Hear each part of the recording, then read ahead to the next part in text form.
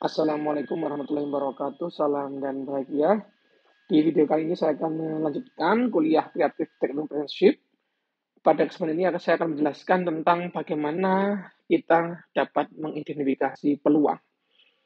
Secara umum ada 3 cara agar kita dapat mengidentifikasi peluang bisnis atau peluang usaha. Apa saja 3 cara tersebut? Yang pertama yaitu adalah observing trend atau mengamati tren. Kemudian yang kedua adalah solving a problem atau menyelesaikan suatu masalah. Dan yang terakhir adalah finding gaps in the marketplace atau menemukan gap celah di suatu pasar yang ada. Kita akan bahas satu persatu bagaimana cara mengidentifikasi peluang tersebut, serta akan kita lihat contoh-contoh yang dapat kita gunakan. Kita mulai dari yang pertama, yaitu adalah observasi tren atau mengidentifikasi atau pengamatan tren. Jadi pendekatan pertama untuk kita dapat mengidentifikasi peluang adalah dengan mengamati tren yang sedang terjadi dan studi tentang bagaimana mereka dapat menciptakan peluang dengan tren yang ada tersebut. Dan tren yang dapat kita ikuti ada banyak sekali ya, ada banyak aspek atau topik yang dapat kita ikuti, mulai dari tren ekonomi, tren sosial, kemajuan teknologi, dan aksi politik, serta tentang adanya perubahan aturan-aturan yang ada.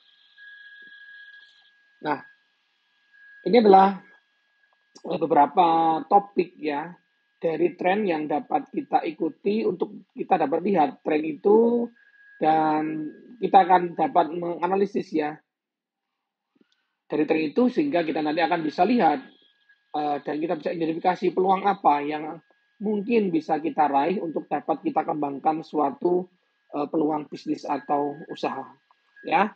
Jadi ada 4 hal, yaitu economic forces atau topik di bidang ekonomi ya, kekuatan ekonomi. Yang kedua adalah social forces, kekuatan sosial. Kemudian yang ketiga adalah technological advances atau kemajuan teknologi. Dan yang terakhir itu adalah political and regulatory change atau aspek politik dan perubahan peraturan. Keempat hal tersebut akan bisa kita amati trennya, bagaimana mekanisme perubahannya, perubahan-perubahan yang ada. Dan dari sana bila kita amati dengan seksama, dengan cermat, kita akan bisa menemukan, mengamati sebuah peluang bisnis atau usaha yang dari sana nanti kita akan bisa kembangkan bisnis-bisnis baru atau dengan produk jasa yang baru. Yang pertama, economic forces atau kekuatan ekonomi. Ketika mempelajari bagaimana kekuatan ekonomi mempengaruhi peluang bisnis, penting untuk kita mengevaluasi siapa yang memiliki uang untuk dibelanjakan dan apa yang mereka belanjakan. Contoh misalkan dari suatu tren ekonomi, misalkan kita bisa melihat bahwa adanya peningkatan jumlah perempuan dalam suatu angkatan kerja. Dan peningkatan ini terkait berhubungan ya dalam pendapatan yang siap dibelanjakan, sebagian besar itu berpengaruh terhadap jumlah penjual online dan toko pakaian butik yang mereka mentargetkan wanita profesional itu yang telah membuka usaha mereka beberapa tahun terakhir. Ya, jadi dengan adanya meningkatnya atau adanya tren wanita karir, ya banyaknya wanita yang kemudian juga ikut bekerja, tidak hanya menjadi ibu rumah tangga, ini akan berdampak juga terhadap ya tingginya permintaan pada toko-toko online atau butik yang menjual produk-produk pakaian untuk bekerja. Ya, jadi ini berkaitan ya. Dan ini termasuk dalam tren ekonomi ya. Dan tentu banyak contoh-contoh yang lain. Dari sana kita akan bisa melihat, mengidentifikasi peluang yang mengarah untuk suatu bisnis usaha yang baru. Yang kedua adalah social forces atau kekuatan sosial. Jadi pemahaman tentang dampak kekuatan sosial pada tren dan bagaimana pengaruhnya terhadap produk baru, layanan, dan ide bisnis adalah hal mendasar dari potongan teka-teki pengenalan sebuah peluang. Seringkali alasan bahwa suatu produk atau layanan ada lebih berkaitan dengan memuaskan kebutuhan sosial daripada kebutuhan yang lebih transparan yang dipenuhi oleh produk. Misalkan berkembangnya fast food ya atau restoran cepat saji itu bukan karena orang-orang memang suka ya cinta terhadap fast food atau makanan cepat saji, tapi ini lebih kepada fakta ya berkaitan dengan isu sosial ya bahwa tren sekarang menunjukkan bahwa orang itu semakin sibuk ya dan sering tidak punya waktu untuk memasak makanan mereka sendiri. Mereka harus bekerja dengan cepat dan sebagainya menuju ke kantor ya. Tidak ada waktu untuk menyiapkan di rumah.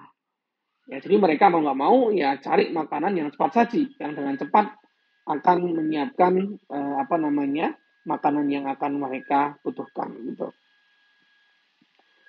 Begitu pula contoh yang lain adalah adanya situs jejaring sosial atau sosial media. Adanya Facebook, Twitter, dan Instagram yang sekarang populer itu bukan karena aplikasi tersebut dapat memposting informasi foto di situs web, tapi berkembangnya sosial media ini karena memang memungkinkan orang untuk dapat terhubung dan berkomunikasi satu sama lain yang merupakan bentuk kecenderungan manusia alami. Ya, secara alami manusia memang makhluk sosial, sehingga karena kita juga tadi sama bahwa manusia sekarang semakin sibuk dengan pekerjaan, mungkin juga karena kondisi jalanan yang macet dan sebagainya, sehingga mereka juga butuh ruang untuk eh, bertukar informasi, berkenalan ya, bersosialisasi dengan orang lain, teman, keluarga dan sebagainya. Nah, karena itu sosial media seperti Facebook, Twitter, Instagram dan sebagainya ini trennya berkembang semakin tinggi gitu ya. Dan ini adalah contoh-contoh lain terkait tren sosial yang saat ini dapat mempengaruhi bagaimana individu berperilaku dan menetapkan prioritas mereka. Mulai dari penuaan penduduk, meningkatnya keragaman tenaga kerja, kemudian peningkatan partisipasi dalam jejaring sosial, pertumbuhan dalam penggunaan perangkat seluler, peningkatan fokus pada kesehatan dan kebugaran, menekankan pada bentuk energi bersih ya, termasuk angin, matahari, biofuel, dan lain-lain. Kemudian adanya migrasi terus-menerus dari orang dari kota kecil dan daerah pedesaan ke kota-kota yang ada. Dan juga keinginan untuk personalisasi, ya, custom, menciptakan kebutuhan akan produk dan layanan bahwa orang dapat menyesuaikan dengan selera dan kebutuhan mereka sendiri, ya. Ya, jadi banyak sekali tren sosial yang berkembang sekarang dan ini bila kita amati ini bisa menjadi sebuah peluang, bisa kita tentukan opportunity, peluang bisnis satu usaha baru ya.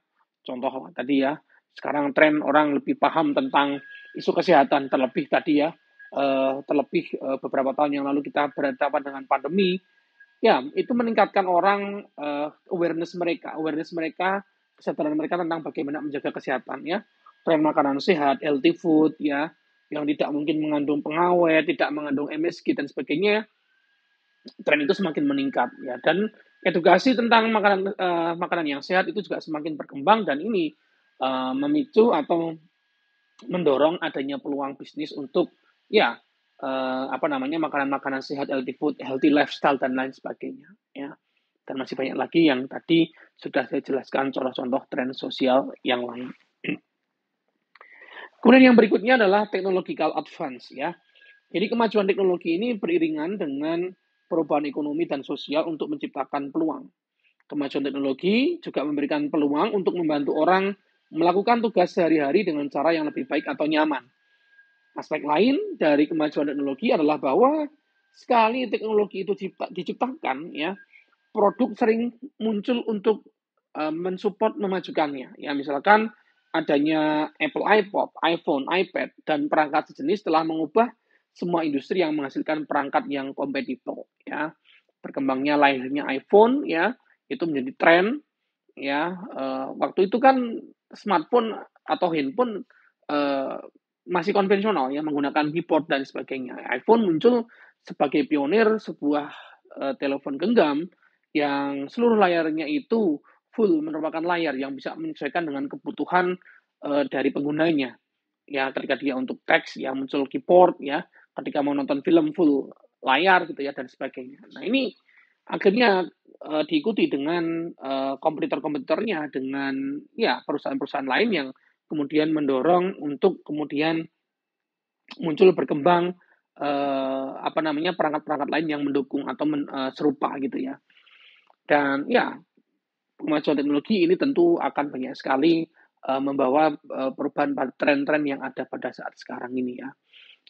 Di era IoT, Internet of Things sekarang ya, di era kemajuan internet, ada kemajuan teknologi dengan ya semakin canggihnya dan semakin banyaknya orang menggunakan internet, mengakses internet.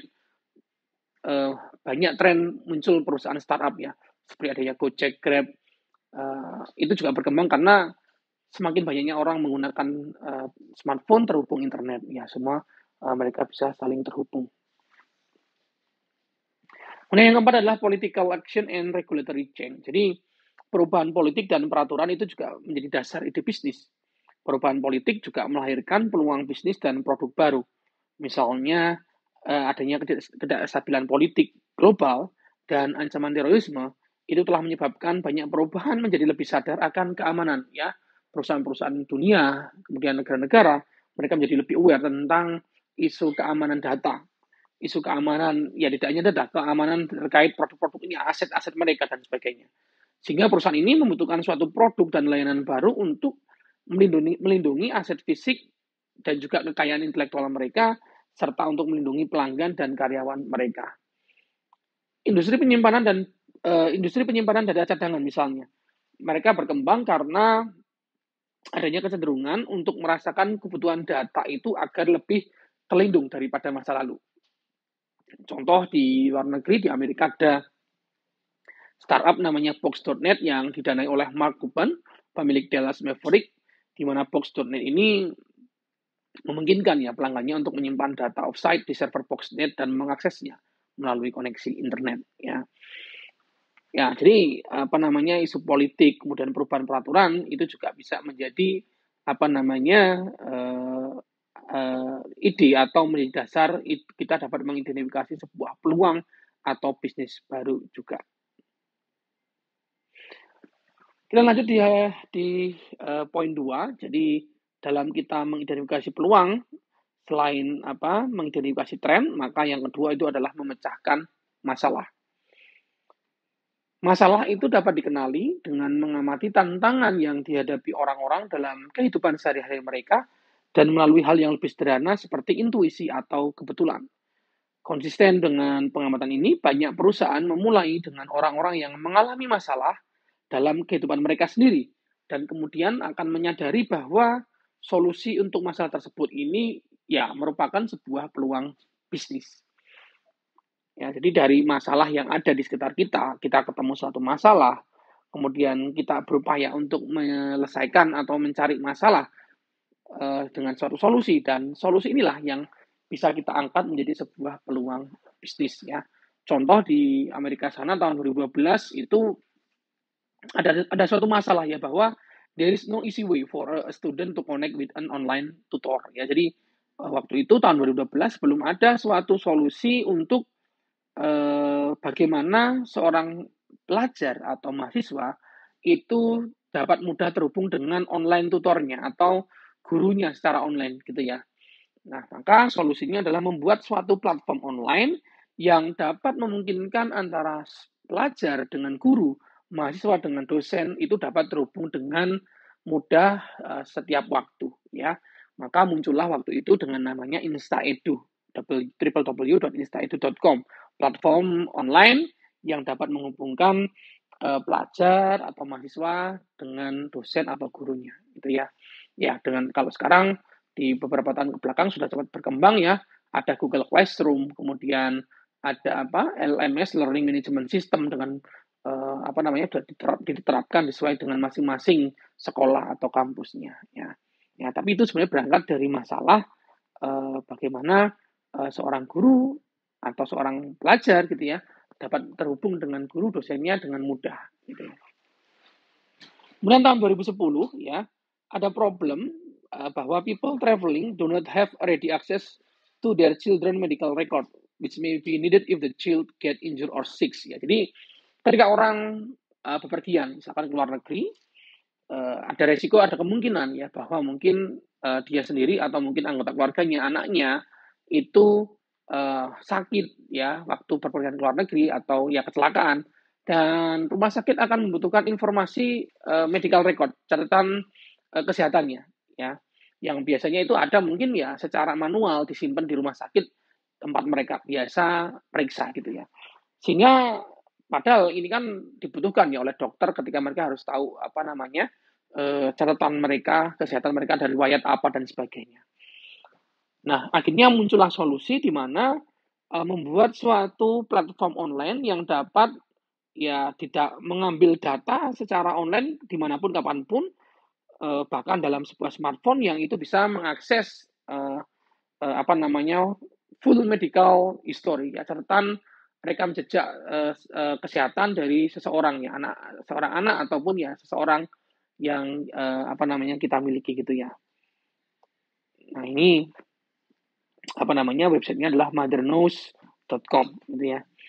Kemudian di tahun 2009 ada masalah bahwa there is no easy way for resident or a city to report quality of life issues such as a graffiti or an abandoned car.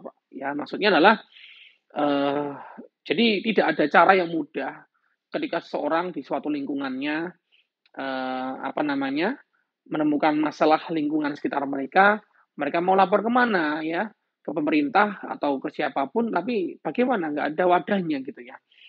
Akhirnya Jason Kissel tahun 2009 waktu itu membuat sebuah aplikasi mobile yang dapat memungkinkan masyarakat, penduduk untuk mengambil foto dan ya melaporkan masalahnya kepada pemerintah pusat ya. Dan mereka akan kemudian mendapatkan laporan itu kemudian dapat segera ditindaklanjuti ya. Ini websitenya adalah citysource.com ya. Ini saya rasa kemudian juga sudah banyak diadopsi di negara-negara lain termasuk di Indonesia ya, di Jakarta, Jogja, mereka punya aplikasi masing-masing di mana memungkinkan warganya ketika mereka menemukan suatu masalah, ya misalkan ada jalan rusak atau mungkin gangguan di jalan, gangguan ya di lingkungan sekitar mereka, mereka dengan cepat bisa upload foto dan ya melaporkan masalah tersebut sehingga dapat diatasi dengan cepat oleh pemerintah.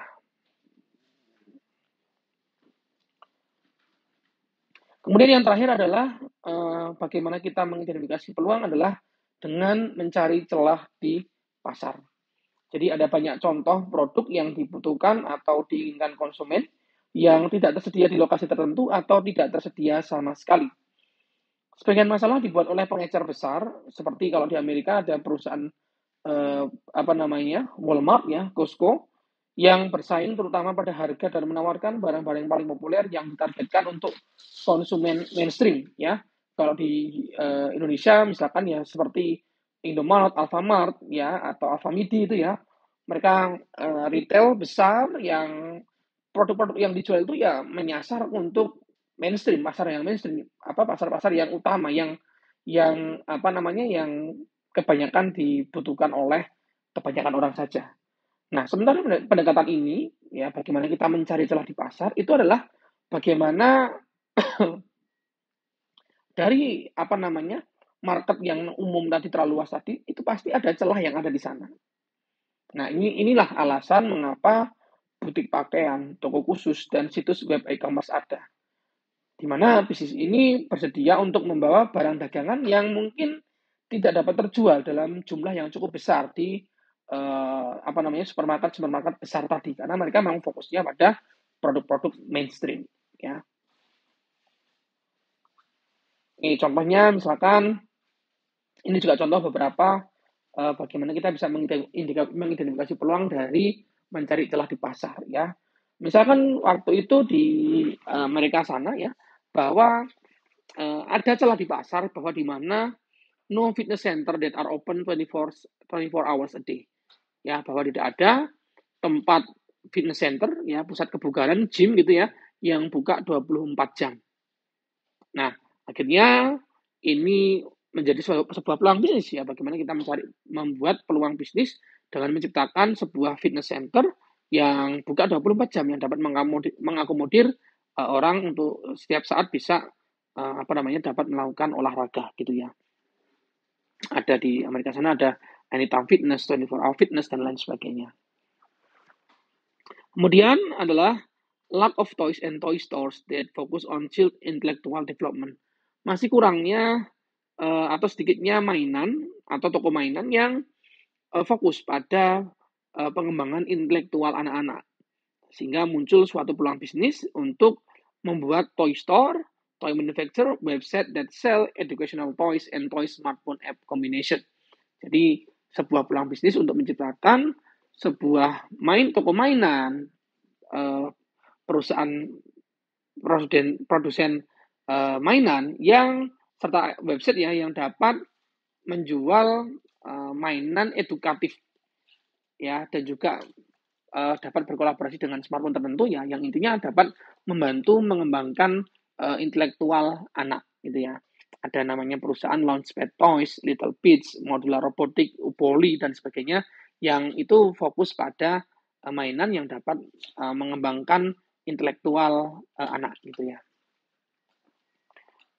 Kemudian celah di pasar berikutnya contohnya misalkan too few women pursuing career in engineering. Jadi terlalu sedikit wanita yang mengejar karir di bidang engineering ya, teknik gitu ya.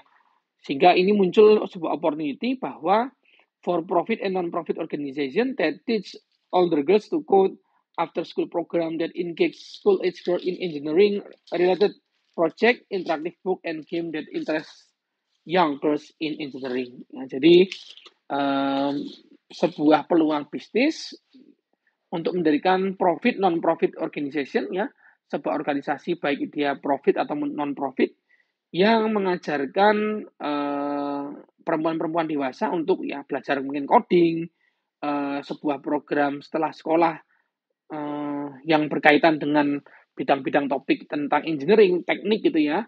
Kemudian buku game interaktif yang dapat menarik perempuan-perempuan supaya mereka juga tertarik pada bidang engineering.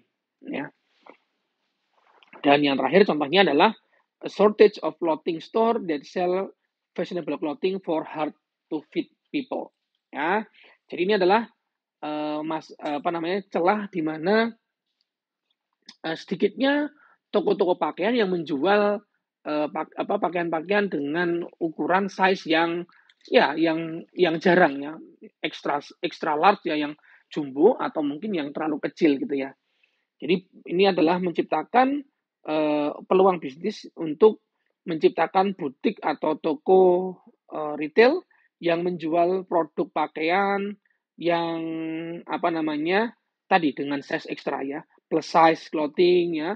Jadi untuk orang dengan ukuran jumbo, kemudian maternity clothes ya, pakaian untuk ibu-ibu hamil atau ya pakaian untuk orang-orang yang tinggi atau yang pendek gitu ya. Jadi yang dengan yang tidak umum gitu ya, yang mereka punya kelebihan tertentu atau kekurangan tertentu gitu ya.